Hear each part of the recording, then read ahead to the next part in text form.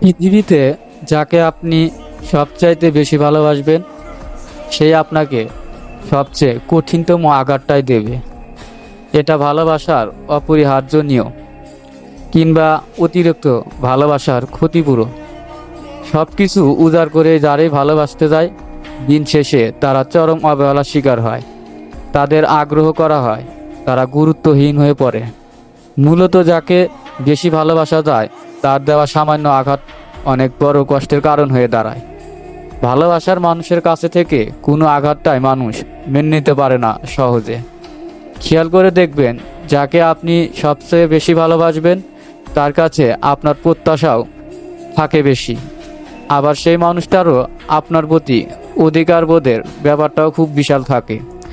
যে জায়গাটা আপনি নিজেই তৈরি করে দেন, আর সেই অধিকার থেকেই ভালোবাসার মানুষগুলো যন্ত্রণা দেয়।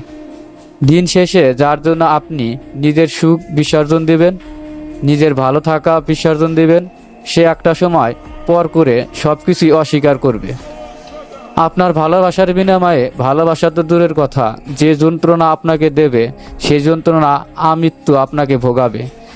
পৃথিবীতে যারাই কাউকে সব কিছু ঊর্ধ্বে গিয়ে ভালোবেসে, সেই ভালোবাসার মানুষই হয় তার জীবনের সব যন্ত্রণার কারণ। খারাপ সময়, একাকিত্ব কিংবা হতাশার জন্য দায়ী কেবলমাত্র নিঃস্বার্থ কিংবা পাগলের মতো ভালোবাসার মানুষগুলোই হয়।